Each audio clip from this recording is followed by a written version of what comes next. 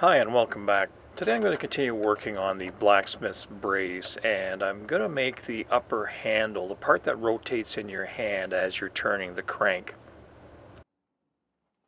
It's kind of an unassuming part of the tool because there isn't a lot of forging that goes into the making of this part, but there is a lot of fitting and putting it all together and making it work right. So today I'm just going to rough out the parts, and then next time we'll move on to the actual assembly.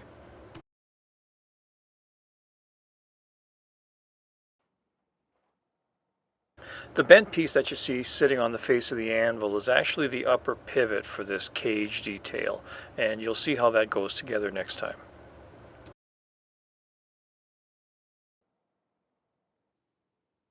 I'm going to be making all the parts today out of 1/4 by 3/4 flat bar, and once again I'm using a piece that's way too long. I'll just shape the parts and cut off what I don't need.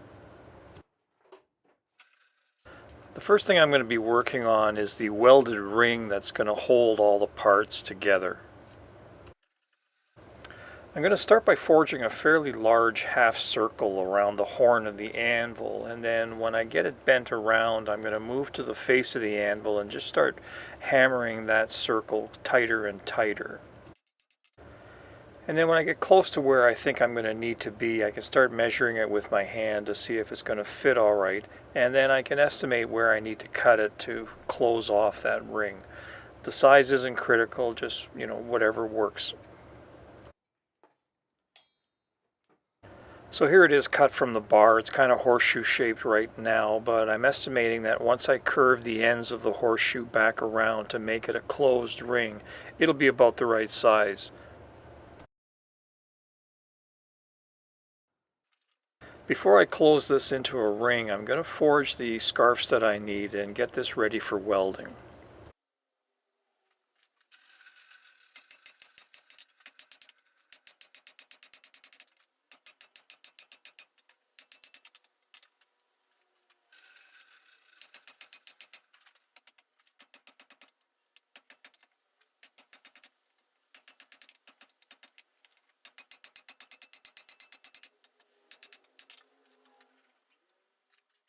With this heat, I'm going to be concentrating on two things. I'm going to finish shaping the ring, of course, but I'm also hammer refining the surface of this piece until it gets to below a dull red heat, and that's below the temperature that scale forms on the metal.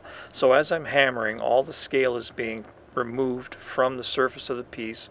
I have clean metal, and I'm going to use the last little bits of the heat to apply flux and prevent the surfaces from reoxidizing in the fire. This will apply enough flux to the surface of the metal to keep it from reoxidizing until I get it back up to a red heat.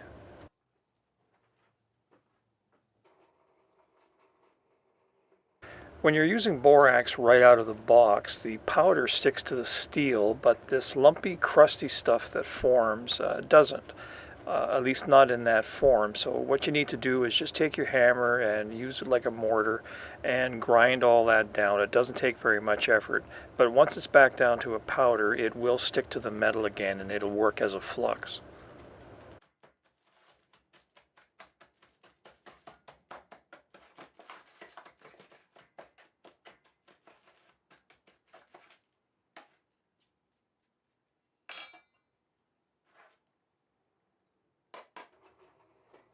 So here I have the piece back to an orange heat, and I'm going to reapply some flux, and at this temperature it will melt into a very fluid liquid and coat the entire weld area and prevent any scale from building up.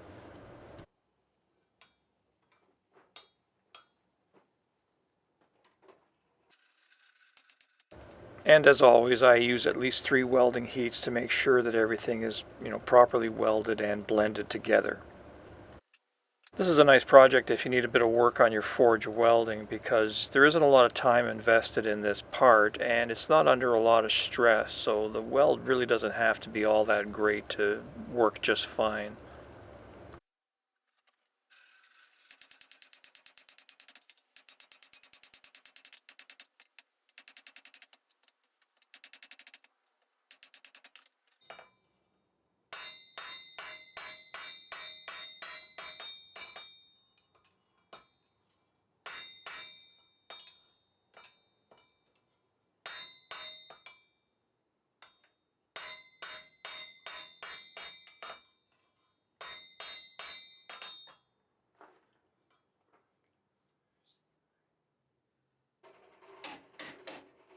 The next part I'm going to be working on is the lower pivot point, and it's basically just a punched hole at the bottom of a U-shaped bracket.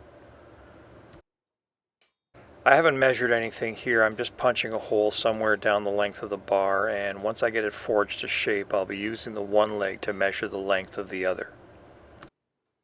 Again, this isn't a really complicated piece, so there's no reason to overcomplicate the process of making it. The pivot pin that I'm going to be working with is far too long, so I have a lot of leeway on how big I can make this piece. This is the first time I'm using the Pritchel hole on this anvil system to punch a hole, and I actually like having a Pritchel hole that's 6 or 8 inches lower than the anvil face. Here I'm just comparing the drift that I'm using with the pivot pin so that I can get an idea of how far down I need to drive the drift into the hole to get the size that I need.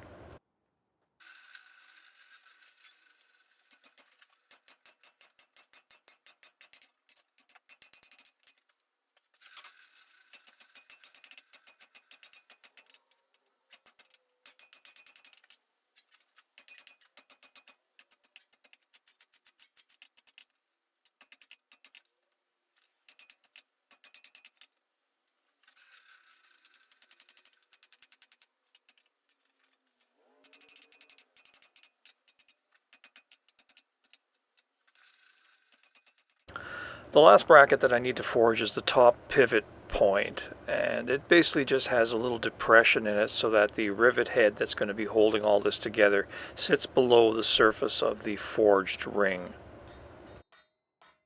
There's a lot of different ways of putting these together, and each blacksmith had their own approach. This just happens to be one of them, and it was an example that I saw in a museum, and I happened to take drawings and some pretty accurate notes about how it was made. So that's basically what I'm reproducing here.